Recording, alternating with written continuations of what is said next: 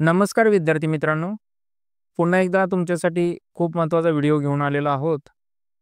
जर का तुम्ही जी-सी-सी, डी-बी-सी टायपिंग एक्झाम दिलेली असेल आणि जर का तुम्ही पास झालेला असाल, तर महाराष्ट्र शासनाच्या अमृत योजनेअंतर्गत पास झालेल्या सर्व विद्यार्थ्यांना प्रति विषय प्रत्येकी ₹6,500 अनुदान मिळत आहे. हे अनुदान कोणाला मिळेल? कसं मिळेल? कुठून मिळेल? याच्यासाठी कोणकोणते कागदपत्र लागतील? याच्यासाठी कोण पात्र असेल? या सर्वच प्रश्नांची उत्तरे आपण या व्हिडिओमध्ये पाहणार आहोत. तर सुरू करूया आजचा व्हिडिओ. मित्रांनो, हा व्हिडिओ खूप महत्त्वपूर्ण आहे. अनेक विद्यार्थ्यांना याचा फायदा होईल. कारण प्रत्येकी 6,500 आणि प्रत्येक विद्यार्थ्याला हे मिळणार आहेत. कोणत्या विद्यार्थ्याला मिळणार आहेत हे देखील आपण या व्हिडिओमध्ये सविस्तर सांगितलेलं आहे. कृपया पूर्ण व्हिडिओ पहा. तुमच्या मित्रांसोबत नक्की शेअर करा. तर पहा मित्रांनो, मी सध्या महाराष्ट्र संशोधन उन्नती व प्रशिक्षण प्रबोधिनी, ज्याला आज अमृत संस्था म्हणून ओळखलं जातं, त्यांच्या ऑफिशियल वेबसाईटवरती मी सध्या आहे. तर याच वेबसाईटवरती तुम्ही जाऊ शकता. यांची सर्व माहिती पाहून घ्या मित्रांनो. पूर्णपणे कोणत्याही व्हिडिओवरती विसंबून न राहता तुम्ही देखील काही रिसर्च केले पाहिजेत. तुम्ही स्वतः या वेबसाईटवरती जाऊन पहा. त्याच्यानंतर त्यांनी खूप सारे डिटेल्स दिलेले आहेत. इथं ऑफिशियल वेबसाईट आहे, म्हणजे काही घाबरण्याचं कारण नाही मित्रांनो. याच वेबसाईटवरती खाली महत्त्वपूर्ण दुवेमध्ये किंवा वरतीच परिपत्रक म्हणून एक ऑप्शन दिसतोय आपल्याला, किंवा त्यांच्या योजनामध्ये जरी गेलं तरी आपल्याला इन डिटेल्स माहिती मिळेल. तिथं पहा, महाराष्ट्र राज्य संगणक टंकलेखन व लघुलेखन प्रशिक्षण योजना, या योजनेअंतर्गत काही महत्त्वपूर्ण माहिती दिलेली आहे, ती वाचून घेऊया आता. तर पहा विद्यार्थी मित्रांनो, योजनेचा उद्देश काय आहे?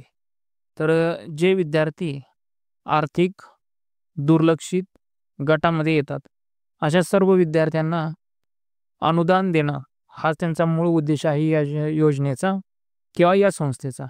मग कोणत्या विद्यार्थ्यांना मिळणार आहे? तर त्यांनी स्पष्ट सांगितलेलं आहे, जे विद्यार्थी ओपन कॅटेगरीमध्ये येतात, ज्याला आपण खुल्या प्रवर्गात म्हणतो. तर ओपन कॅटेगरीमध्ये जे विद्यार्थी येतात खुल्या प्रवर्गात, अशा सर्वच विद्यार्थ्यांना हे अर्थसहाय्य राहणार आहे, हे अनुदान मिळणार आहे. मग याच्यासाठी काय काय आवश्यक आहे? तर तुम्ही कोणत्याही संस्थेकडून या अगोदर स्कॉलरशिप किंवा कोणत्याही प्रकारचा अर्थसहाय्य घेतलेलं नाही पाहिजे. म्हणजे टायपिंग या विषयासाठीच. बाकी तुम्ही कॉलेजच्या स्कॉलरशिप वगैरे घेतले असतील, त्याला काही अडचण नाही. मात्र टायपिंगसाठी तुम्ही इतर कोणत्याही स्कॉलरशिप योजनेचा सहभाग घेतलेला नाही, हे तुमच्या टायपिंगच्या संस्थेच्या, म्हणजे ज्या ठिकाणी इन्स्टिट्यूट आहे तिथल्या प्रिन्सिपलकडून तुम्हाला हे पत्र घ्यावं लागेल. त्याचबरोबर तुमच्याकडे डिसेंबर 2024ला तुम्ही पास झालेला आहात याचं सर्टिफिकेट पाहिजे किंवा निकालाची प्रत पाहिजे, आणि तुम्ही जी काही फी भरलेली आहे इन्स्टिट्यूटला त्याची पावती लागेल. आणि अजून अधिक माहितीसाठी मी यापूर्वी मित्रांनो तुम्हाला सांगितलेलं आहे की तुम्ही ऑफिशियल वेबसाईटवरती जावा, सर्व माहिती पाहून घ्या. कोणत्याही व्हिडिओवरती एवढं डिपेंड राहू नका. तुम्ही रिसर्च करा, ऑफिशियल वेबसाईटला जा, परिपत्रक वाचा त्यांचं.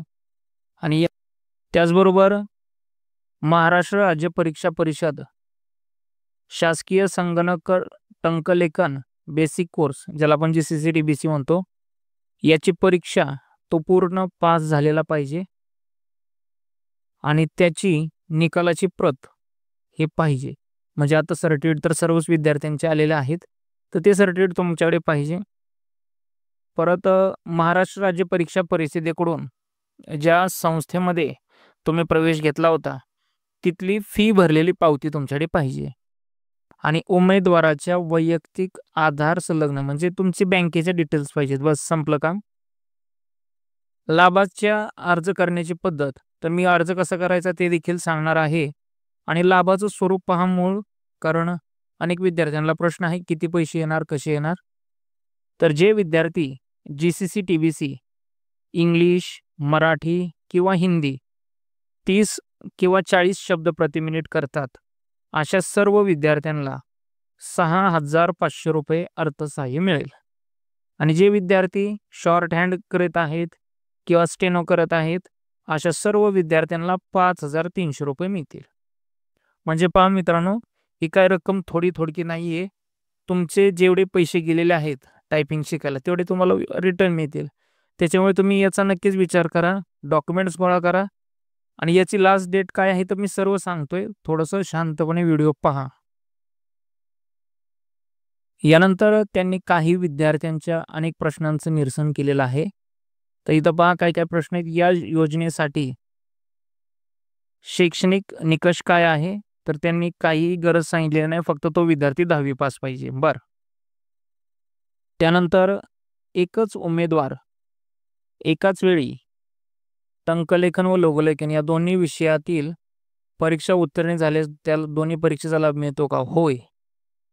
यामध्ये एका सत्रात जास्तीत जास्त 3 विषय टंकलेखन व 3 विषय लघुलेखनासाठी अनुज्ञेय राहतील. म्हणजेच काही विद्यार्थी इंग्लिश 30, इंग्लिश 40 आणि मराठी 30 एकाच वेळी पास जर झाले असतील तर त्या सर्व विद्यार्थ्यांना 19,500 रुपये मिळतील. हे पण लक्षात घ्या, कारण एका विद्यार्थ्याला 6,500 एका विषयाला. जर तुम्ही 3 विषय पास असाल तर नक्कीच तुम्हाला 19,500 रुपये मिळून जातील. कोणते उमेदवार याच्यासाठी अर्ज करू शकतात?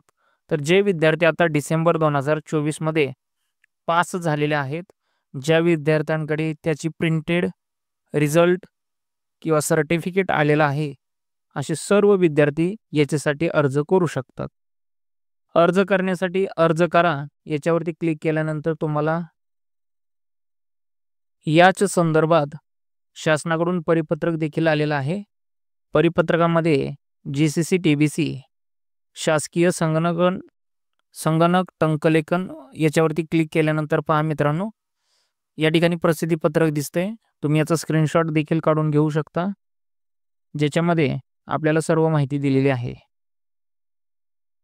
तर पहा मित्रांनो, आता चाललेलं हे परिपत्रक आहे 13 मार्च 2025 ला. प्रसिद्धी पत्रकात स्पष्ट उल्लेख आहे, डिसेंबर 2024 मध्ये महाराष्ट्र राज्य परीक्षा परिषदेकडून घेण्यात आलेल्या शासकीय संगणक टंकलेखन बेसिक कोर्स व ऑनलाईन लघुलेखन परीक्षा, ज्याला आपण शॉर्ट हँड म्हणूया, GCC TBC आणि शॉर्ट हँड जे विद्यार्थी पास झालेले आहेत, राज्यातील अमृत लक्षित गटातील विद्यार्थ्यांकडून प्रोत्साहनपर अर्थसहाय्य देण्यासाठी अर्ज चालू आहेत. आणि शेवटची तारीख 15 एप्रिल 2025 आहे मित्रांनो, म्हणजे जवळपास आज 1 महिना आपल्या हातात आहे. आणि डॉक्युमेंट्स काय काय आहेत याचाही स्क्रीनशॉट काढून ठेवा. आपल्याकडे EWS पाहिजे, जे 2024 आणि 25 साठी आवश्यक आहे. त्याचबरोबर डोमासाईल सर्टिफिकेट पाहिजे, तसेच ज्याच्यामध्ये तुमच्या कास्टचाही उल्लेख असेल असा TC LC आवश्यक आहे.